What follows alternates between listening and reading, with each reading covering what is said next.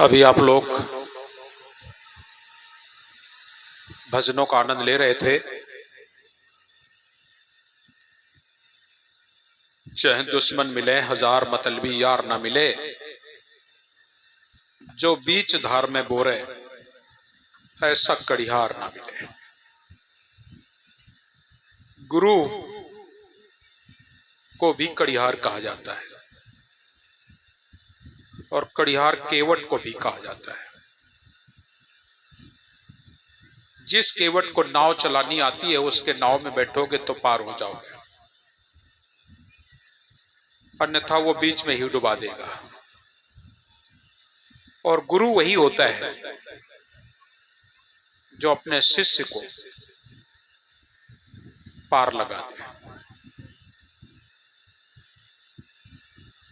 इसलिए साहब कितना सुंदर भजन कहते हैं, शायद दुश्मन मिले हजार, हजारों दुश्मनों से आप पार हो सकते हो, निपट सकते हो, लेकिन मतलबी यार से नहीं निपट सकते। वो पता नहीं तुम्हारे साथ कब छल कर दे।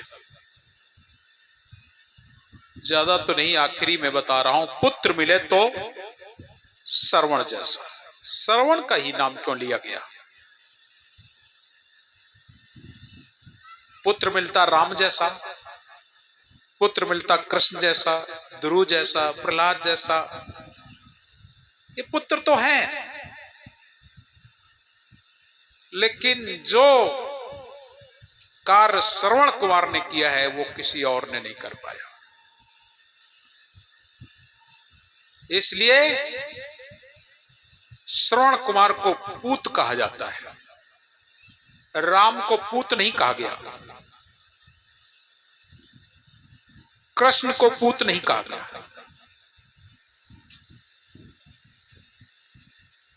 ध्रुव को पूत नहीं कहा गया, प्रहलाद को पूत नहीं कहा गया। पुत्र मिले तो श्रवण जैसा। बेटा डॉक्टर है, इंजीनियर है, कलेक्टर है कि नहीं, लेकिन जौन बेटा माथारी बाप की सेवा करे वह एक कलेक्टर है, वही पुत्र है। बढ़िया मिनिस्टर हैं, लेकिन माथारी बाप वृद्धाश्रम में पड़े हैं। डॉक्टर है, इंजीनियर है, फुर्सत नहीं है कि अपने मातारी बाप से बातें कर ले। केवल उनके माता पिता इतना चाहते हैं कि शाम के लड़का आवे, केवल एक दाएं प्रेम से कह दे अम्मा खाना खाओ कि नहीं, बस, और कुछ नहीं चाहते। कोई बूढ़ी माता, कोई पिता जिनके घर में सब कुछ है, खाने पीने कोई कमी नहीं है, केवल प्रेम से केवल बेटा शाम को आए और माता जी पिताजी से तब पूछ ले तबीयत ठीक है, दवाई खाई रहो कि ना खाई रहो, खाना खाओ कि नहीं खाओ, तुम समझ लो आधी बीमारी बुढ़े की चली गई। और जिनके घरे खाए का है खूब, पिए का है खूब, लेकिन लड़कवा का फुर्सत नहीं है कि अम्मा बप्पा ते एक बात कर लें, और अगर फुर्सत है तो जब हो तो गर्म मिजाज हुई के बात करे, क्रोध में बात करे। तो याद रख लेना, ऐसे पुत्र को कोई पुत्र नहीं कहता। और ये बिल्कुल आज समाज की दुर्दशा है कि आज हम अपने बच्चों को पढ़ाने लिखाने के चक्कर में सामाजिक ज्ञान से बिल्कुल बच्चे को दूर कर देते हैं, और वही बच्चा आज हमारे समाज में माता पिता की सेवा से वंचित रह जाता है। ऐसा नहीं है कि पद पाके सेवा नहीं की जा सकती है, हमारे पास ऐसे कई लोग हैं जो पद पा करके सेवा करते हैं, बड़े बड़े पदों पर। एक सज्जन थे, वो शायद पोस्ट ऑफिस में बाबू थे। विवाह हो जाने के बाद पत्नी ने कुछ कई दिन हुई है, तो उन्होंने सीधी एक ही बात कही थी कि आज ते तुम हमारे अम्मा बप्पा का कुछ ना करो, हम पन कर ले। भाई तुम माता पिता को नहीं कुछ करना चाहे तो मत करो, याद रख लेना, वो पोस्ट ऑफिस जाते थे तो माता पिता का पूरा खाना पीना देख सुन के तब जाते थे, और शाम को आते थे तो पहले उनसे पूछते थे अपने माता पिता से और बाद में अपनी पत्नी से, तुम्हारे साथ तो रह नहीं रहे। और माता पिता की सेवा करते थे, और वो माता पिता हंसते प्रसन्न मुद्रा में प्राण छोड़ दिए, दोनों चले गए खुशी खुशी। एक दार्जिलिंग में हमारे हैं, डिप्टी मजिस्ट्रेट है। अब आप समझ सकते हो मजिस्ट्रेट पद कितना बड़ा होता है, लेकिन मालूम है माता पिता की सेवा अंतिम तक, हम लोग गए थे तब उनकी माता जी थी, और इतना प्रसन्न रहते थे, इतना प्रसन्न रहते थे, लेकिन बिना माता जी के खवाए खाना नहीं खाओ, बिना माता को पानी पिलाए पानी नहीं पिया होगा। आरती करते थे तो साहेब की तो आरती करत रहे, लेकिन अपने माता जी की आरती करते रहे। वो भी तो मजिस्ट्रेट थे। क्या मजिस्ट्रेट होना, डॉक्टर होना, इंजीनियर होना, कलेक्टर होना, क्या वो माता पिता की सेवा के लिए मना कर देता है पद? क्या कोई भी पद ये नहीं कहता कि माता पिता की सेवा मत करो। ये तो आपके अंदर अनुराग होना चाहिए, भाव होना चाहिए, प्रेम होना चाहिए कि आप अपने माता पिता की सेवा करें। इसलिए पुत्र मिले तो श्रवण जैसा, अपने बच्चों को शिक्षा दो, कभी मैं मना नहीं करता शिक्षा मत दिलाओ, लेकिन माता पिता का प्यार और माता पिता परिवार समाज से जोड़ के रखो उनको। आज हमारे बच्चे, आप लोगों का तो एक गांव देहात है, बिल्कुल गांव है, यहां तो बच्चे कम से कम सुबह शाम अपने माता पिता के बीच में आ जाते हैं, लेकिन आप लोगों के बच्चे जितना बिगड़ गए हैं इतना बिगड़ना भी नहीं चाहिए, ये भी मैं कहना चाहूंगा। बहुत सारे बच्चे बिगड़ गए आपके गांव में। शहरों में तो वो दशा है कि वो बच्चा प्राइमरी में जाता है और तुरंत उसका हॉस्टल में डाल दिया जाता है। अपने माता पिता का वो प्रेम ही नहीं जानता, क्या है माता, क्या है पिता। वो बच्चा पढ़ा लिखा, प्राइमरी से जूनियर हो गया, इंटरमीडिएट किया, कॉलेज किया, और कॉलेज के बाद पता लगा वो विदेश चला गया, और विदेश जाकर के वो विदेश में ही सेटअप हो जाता है। वो पलट करके आता नहीं है, उसके पास इतना समय नहीं होता है कि अपने माता पिता से फोन से भी बात कर ले, क्योंकि उसे सामाजिक ज्ञान से दूर रखा गया। क्या माता क्या पिता, इससे दूर रखा गया। उसको केवल हाय पैसा, हाय पैसा, हाय पैसा, बस पैसा उसे याद दिलाया गया कि पैसा याद कर लो और तुम्हें पैसे वाला बनना है। पैसे वालों की इस दुनिया में सबसे बढ़कर पैसा है। पैसा पुण्य धर्म, पैसा व्रत, पैसा ईश्वर, पैसा है। आज ऐसे लोगों के ही माता पिता वृद्धाश्रम में पड़े हुए हैं। आज तक आप लोगों ने नहीं सुना होगा किसी गरीब आदमी का माता पिता वृद्धाश्रम में पड़ा हुआ। पैसे वाले लोगों के माता पिता वृद्धाश्रम में पड़े हैं। इसलिए पुत्र मिले तो श्रवण जैसा। पुत्र कैसा होना चाहिए? हमारे एक, मैं दृष्टांत थोड़ा भूला जा रहा हूं, घटना है, एक घटित घटना। एक पंडित जी थे, उनके 3 बेटे थे। 2 बेटे घर में रहते थे। छोटे वाले बेटे को उन्होंने पढ़ने भेज दिया काशी। 14 साल लग गए ओखा पढ़े। 12-14 साल बाद पढ़ के वो गांव आया। लेकिन गांव में का कि गांव के जो लड़का रहे वे बोले कान लाख अब वो 52 के बीच में मस्त होगा, अब लौट के ना आई करो, जमीन जायदाद के बंटवारा कर लिया। दोनों ने आधो आधो घर, आधी आधी जमीन बांट ली। लेकिन वो लड़का 14 साल बाद वापस आया। जब वापस आया तो भाई ने पूछे हमारा हिस्सा तुम दोनों जन बंटवारा कर ली, हमारा तो कुछ हिस्सा है। तो दोनों ने इशारा कर दी कि तुम्हारा हिस्सा यो आए। माथारी बाबा बुढ़े बुढ़ी बैठते दोनों, उनकी तरफ इशारा कर दी, ये आए तुम्हारा, यो हिस्सा तुम्हारा। जरा सोचो, बड़ा खुश होगा, कहा यो हिस्सा बिल्कुल हमारा पक्का।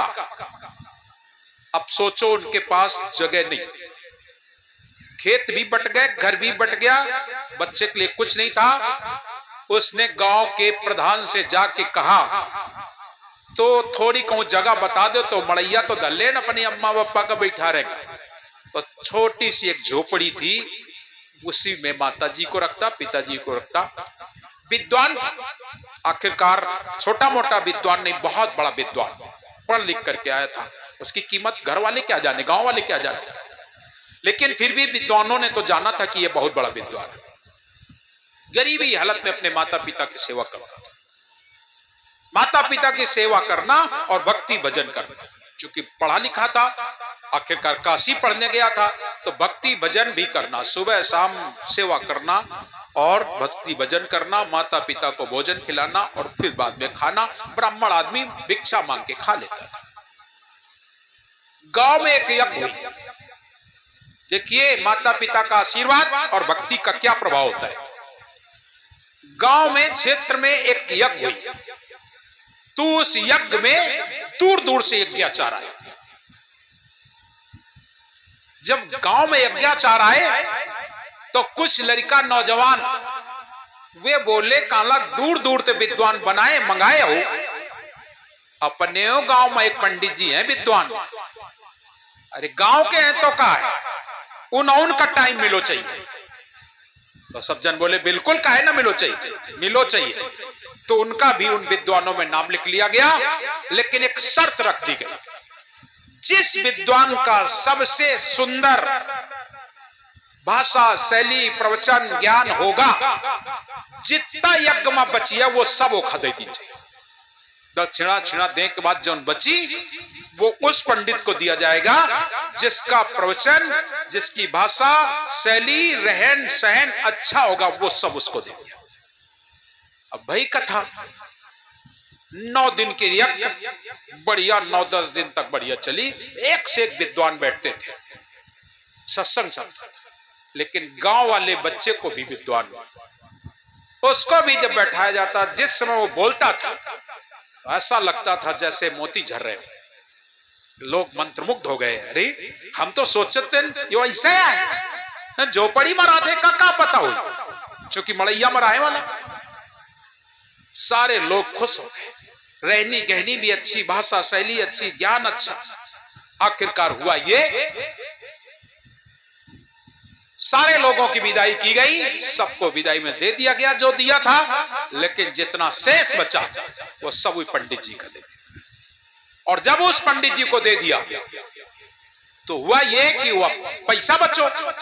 तो पैसा से सब जन गांव वाले बोले पैसा न दे इनका, मड़ैया मधरिया को न लूट ले जाए, आई करो एक मकान बनवा।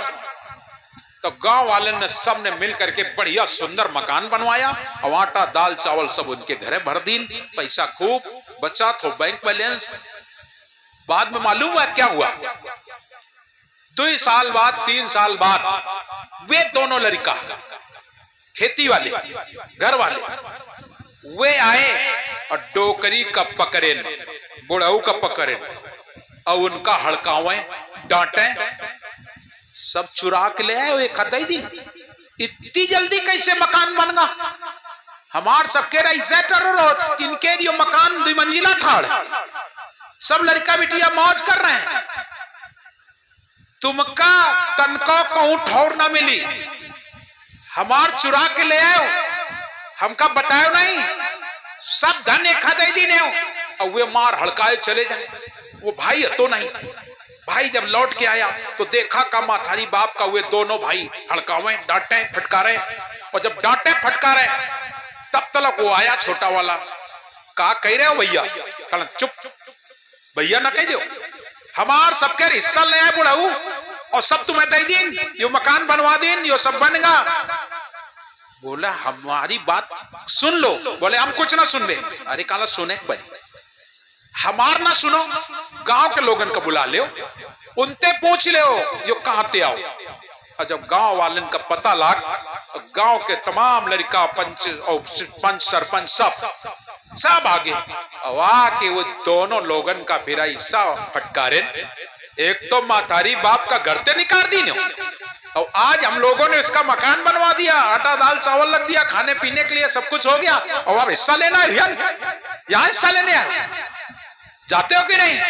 फटकारा बोले उनका हिस्सा तुम जीवन में कभी नहीं ले पाओगे। जिसने अपने माता पिता की सेवा की वो विद्वान भले था, लेकिन माता पिता की सेवा के कारण आज गांव में पड़ा है, और नहीं तो वो विद्वान कहीं भी जाकर के विद्वता के साथ कमा सकता था, खा सकता था, नाम कमा सकता था, लेकिन गांव में रह करके उसने अपने माता पिता की सेवा करके और आज गांव का नाम रोशन कर दिया, और तुम्हें वो उसका बंटवारा लेने फटकारेन और भगादी ने। याद रख लेना प्रिय सज्जनों, माता पिता और गुरु अपने की इन तीनों की सेवा कठिन है। माता पिता और गुरु अपने की इन तीनों की सेवा कठिन है। ये सेवा इनकी कठिन है। सबकी सेवा आप कर सकते हो। आपके दरवाजे कोई संत आ जाए, सेवा कर ले आओ। कोनो भूखो टूटो गरीब आ जाए, उसकी सेवा कर ले आओ। आज वृद्धाश्रम में लोग सेवा कर रहे हैं, आज अनाथालय में सेवा कर रहे हैं, आश्रमों में सेवा कर लोगे। आज तमाम आश्रम बनते हैं, जाएंगे वहां लोग सेवा करिए जाए, 15 दिन की सेवा करिए, 20 दिन की सेवा करिए, करते कि नहीं? कर लेते हैं, लेकिन माता पिता की सेवा करना, हाँ ये कठिन है। क्योंकि आश्रम वाले तो तुम्हें और बढ़िया प्रेम से कहिए करो, बढ़िया बढ़िया खवैया और लाड़ प्यार करिए, काहे तुम ते काम ले का है। समझ में रहे हो? वृद्धाश्रम वालों की तुम सेवा कर सकते हो, बूढ़ मनाई सब बड़े वन, बढ़िया बढ़िया खाए पिए को नहीं मिल लो, कुछ नुकसान हो रहा उन्हें का ले देगा, बने चाहे बिगड़े हमें का ले देगा, हमें बढ़िया दोनों टाइम बढ़िया नाश्ता मिले, चाय मिले, बढ़िया बढ़िया खाए मिले। बूढ़ आदमी काहे को कुछ कहीं कुछ। अनाथालय में जो लोग पड़े हैं बच्चे हमारे, वो तो बेचारे अपने आप को अभाग समझते हैं कि कम से कम अनाथालय यहाँ मुझे शरण तो मिल गई। उनके यहाँ कुछ भी बन बिगड़ रहा वो कुछ नहीं कहेंगे, लेकिन तुम्हारा माथारी बाप याद रख लो, अगर एक गिलास दूध फैल जाए तो बुढ़े बुढ़ी तुम्हार बहुत नाराज हो जाए। तनका सऊर नहीं बहुरिया का दूध फैला दीने से कालवारी में नहीं धर सकते कि फ्रिज में नहीं धर सकते, बस यह है तो बातें खराब है। बूढ़ आदमी का है खराब, और तो कुछ मतलब नहीं। और ऊपर तो वह बहुरिया का अरे फैल गया तो फैल जाने दे, तुम काहे परेशान। यो और सुन लो, इसीलिए बूढ़े आदमी की सेवा क्यों नहीं कर सकता आदमी, माता पिता की सेवा क्यों नहीं कर सकता। बैठ है और तनका देर हुई गई, जाने कहां चले गए, भैंसिया पियासी बंदी है, गांव में बंधी है, और अपने का उठ के ठाड़ो जा बाल्टी लेकर, सामर्थ नहीं है और बड़बड़ा जा रहे हैं।